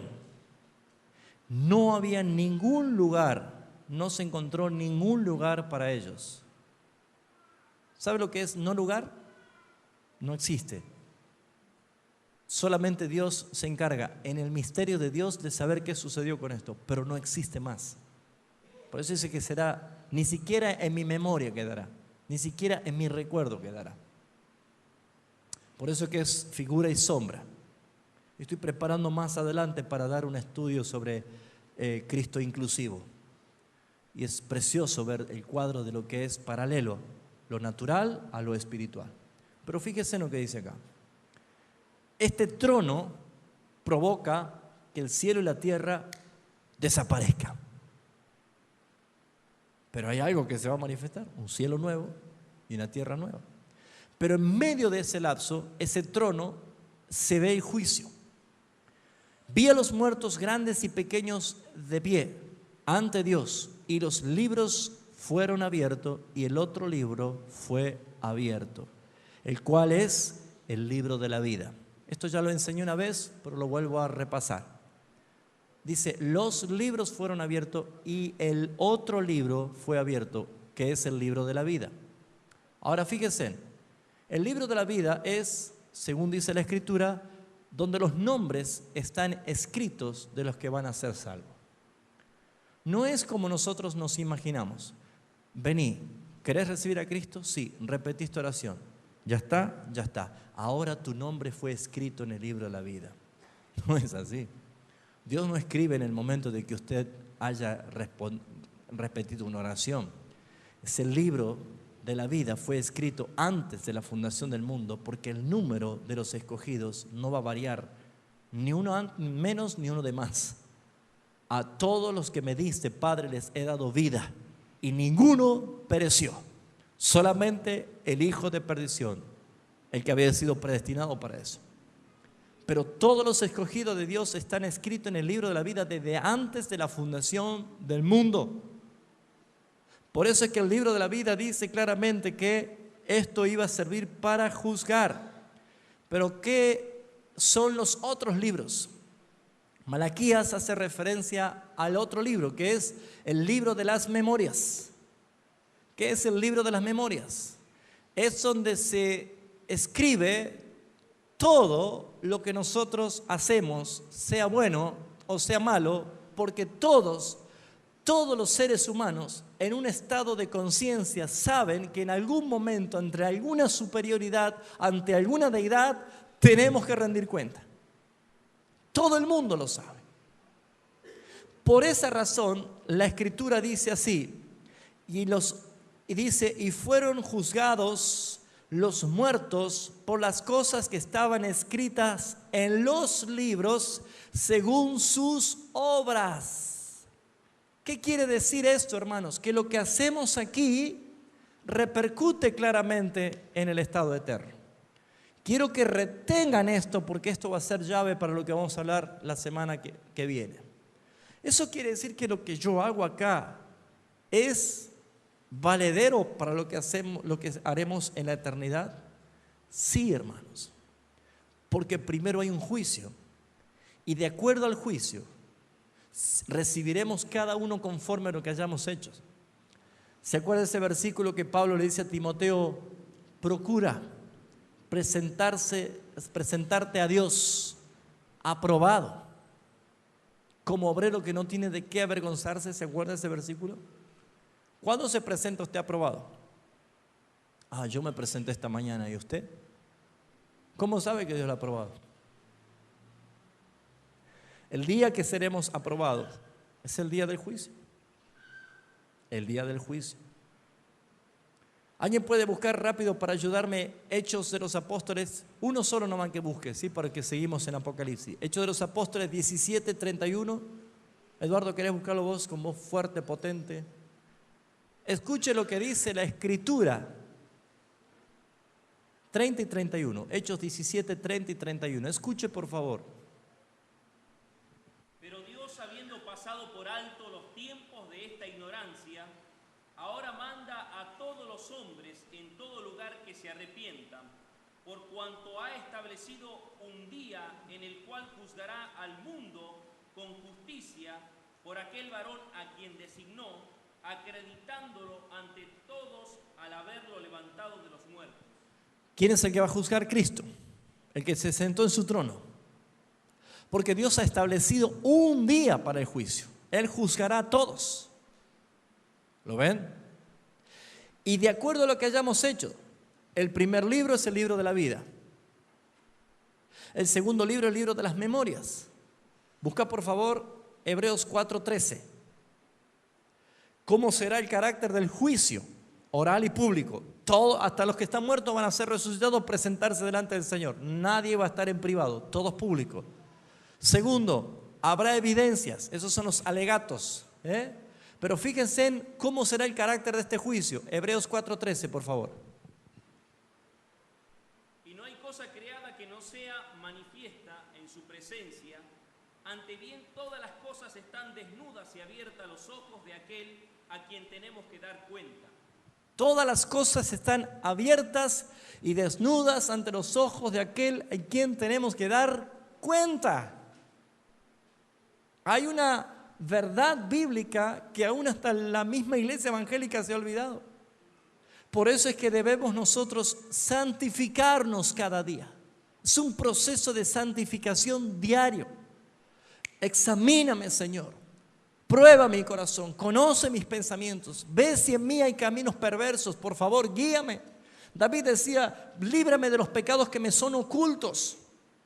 Amados hermanos, me sorprende la indiferencia y la apatía de algunas personas que dicen que son cristianas y no tienen ni siquiera remordimiento ante el pecado. Es obvio de que esa persona no ha sido regenerada, porque lo primero que hace el Espíritu Santo en la vida de un cristiano es convencernos de pecado, de justicia y de juicio. Y no se puede decir que no lo sabía, porque cada uno es tentado por su propia concupiscencia y habiendo sido tentado da luz al pecado y el pecado a la muerte, dice la palabra. Por esa razón es que el libro de las memorias es porque se registra todo lo que nosotros hayamos hecho. ¿Podés leer, por favor, Eclesiastés 12, 14, el último versículo?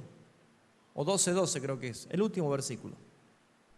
Ya me hice un lío, no sé si tiene 12 o 14 versículos, Apocalipsis 12. Eclesiastés 12, 14, ahí está. Pues Dios traerá toda obra a juicio, juntamente con toda cosa oculta, sea buena o sea mala. ¿Usted oculta algo, hermano? ¿Usted oculta algo? No le va a servir de nada, porque Dios traerá a juicio toda obra, juntamente con todas las cosas encubiertas, las cosas ocultas, sea bueno o sea malo. Mira, hay gente que han hecho cosas buenas y jamás nadie se enteró. Gloria a Dios. No hace falta que lo sepa. Dios dirá, aquí esta persona hizo algo bueno, lo saco a la luz, hay galardones. Pero venga, joven, para acá. Este hombre ocultó cosas malas y cree que nadie lo sabe. Dios es omnisciente, el que todo lo ve, el que todo lo sabe. En todo lugar está Él. Nadie puede ocultar. Si usted está intentando ocultar algo que sabe perfectamente que está haciendo mal, ay de usted, hermano. Porque el día lo declarará. El día del Señor lo manifestará. Por eso es que nosotros tenemos la sangre eficaz de Jesucristo que nos limpia de todo pecado si lo confesamos. No hay pecado que Dios no pueda perdonar. El problema es que no hay hombres que los quieran confesar. Ese es el problema. Entonces aquí encontramos en Apocalipsis 21, rápidamente, ya voy concluyendo, hermanos, que los libros fueron abiertos. El libro de la vida es donde están los nombres. Los nombres. Esto lo certifica el versículo 15 porque dice: y el que no se halló inscrito en el libro de la vida fue lanzado en el lago de fuego. Aquí se aplica esa palabra que Jesús dijo: no todo el que me dice Señor, Señor entrará al reino de los cielos. Por más que congregue, que predique, que haga milagros, eche fuera demonios, él dirá ese día: no los conozco. Por eso dice la Escritura que tu nombre tiene que estar inscrito en el libro de la vida. Y no es porque usted haya hecho una oración, es porque Dios en su soberanía lo hizo. Y yo sé, hermanos, que aquí puede haber hermanos o hermanos que ven los videos que se empiezan a preguntar: ¿y cómo sé si yo soy escogido de Dios? La Biblia dice cuáles son las evidencias de los hijos de Dios. Eso lo vamos a enseñar más adelante. Todo es doctrinas básicas que debemos aprender. Pero claramente el Espíritu da testimonio a nuestro espíritu que somos hijos de Dios. Hay evidencia. Le recomiendo, si quiere adelantarse a ver cómo será esto y no esperar que yo lo enseñe, lea la primera carta de Juan. El apóstol Juan da todas las evidencias de quiénes son hijos de Dios y quiénes son hijos del diablo. Y agarre y anoten: estas son características de los hijos de Dios y estas son características de los hijos del diablo. ¿Y qué tiene que hacer? Lea y párese donde usted tiene más tildes.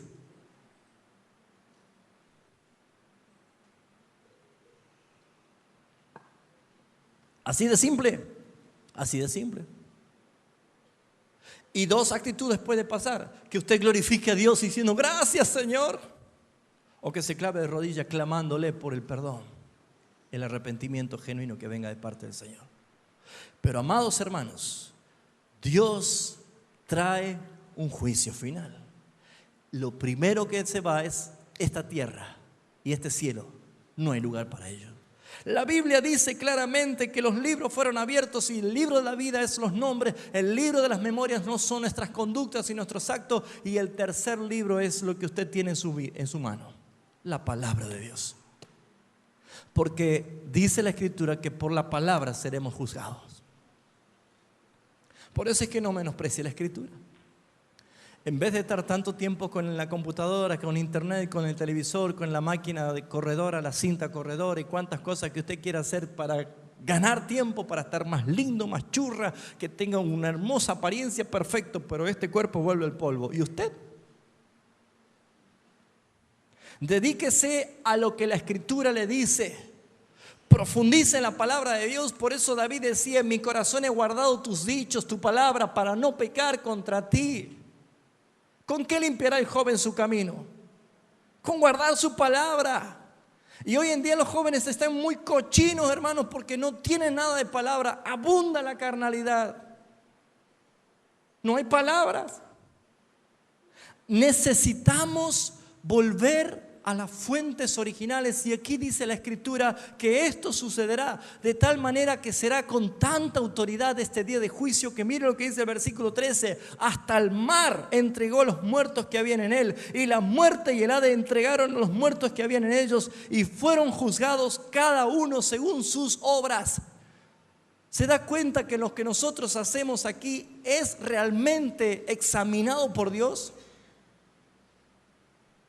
Pablo dice: Cristo es el fundamento, y cada uno vea cómo sobreedifica. No dice con qué, sino cómo. No importa que lo hayas hecho con oro, con piedras, con maderas, con henos o con hojarasca. Eso no importa. Lo que importa es cómo sobreedificaste, tus actos, lo que hiciste, tus obras. ¿Lo está entendiendo? Por eso es que necesito que usted se vaya con esta llavecita para el miércoles que viene. ¿Qué es lo que tengo que hacer aquí para que repercuta allí? ¿Realmente lo que hago acá tiene importancia en el estado eterno? Claro, hermanos. ¿O para qué se cree que usted tiene que ganar coronas? Usted va a pelear. Haga de cuenta que usted se inscribe en una maratón, en una carrera. Mundial la carrera, ¿no? Se prepara años para esa carrera. Y la corre la carrera. Terrible carrera. Y llega a la meta final. Y cuando va a recibir el premio, dice el organizador: no, ya no tiene validez esto. Vamos a hacer otra más adelante. ¿Usted cómo se sentiría? Que ha corrido en vano. La Biblia dice que no corremos en vano. La Biblia dice que hay galardones, hay premios, hay recompensa, hay coronas. Y Pablo dice: no tan solo para mí, sino para todos los que aman su venida. Entonces, ¿para qué servirán las coronas?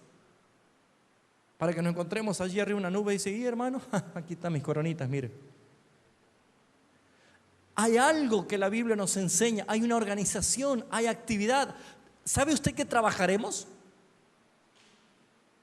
No le gustó ya, ¿no?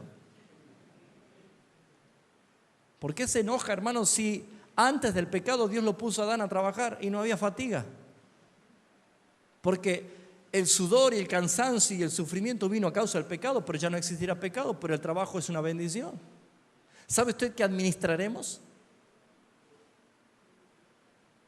Dios lo puso a labrar, a guardar el Edén, no había pecado.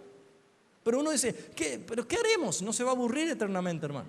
La Biblia revela cosas, pero necesitamos entender que hay un juicio que marca un antes y un después. Por eso es que si usted dice: Señor, yo quiero estar allí, hoy es importante lo que usted hace. ¿Cómo vive? ¿Cuál es su actitud? ¿Cuál es su esperanza? ¿Cuál es su manera de comportarse? ¿Cómo trata usted el pecado? Dígame cómo trata usted el pecado y Dios le va a decir cómo él trata su santidad. ¿Me está entendiendo, hermano? ¿Cuántos reciben esta enseñanza? Es una introducción. ¿Va a venir el miércoles que viene o no? Si Dios quiere, ¿no? Pero ¿qué necesitamos? Irnos creyendo que la Biblia dice que nosotros heredaremos una tierra. Amén. Le he leído un par de versículos, de muchos versículos que habla de esto. Hay un solo versículo que Pablo dice que seremos arrebatados para recibir en las nubes, en el aire al Señor. Recibir. Pero nuestro estado externo es tierra nueva, que le decimos cielo a causa de la gloria que ha descendido, la causa de la gloria que se ha manifestado. Cierra tus ojos, por favor, amados hermanos, que vamos a orar. Gloria a tu nombre, Señor. Gracias, Padre. Gracias, Rey de Gloria. Qué admirable eres tú, Señor. Qué plan perfecto, glorioso, extraordinario, Señor. Aún no lo entendemos, pero visualizamos por la Escritura lo que tú quisiste revelarnos. Aún podemos cometer errores de interpretación, pero empezamos a ver con la palabra que hay cosas literales y hay cosas reales que nos da entusiasmo, y por eso nos alentamos a proseguir. Padre amado, glorioso es el plan de salvación que tú decretaste desde antes de la fundación del mundo. Esa salvación trinitaria, un solo Dios salvándonos en tres personas: el Padre escogiendo, Cristo redimiendo y el Espíritu regenerándonos.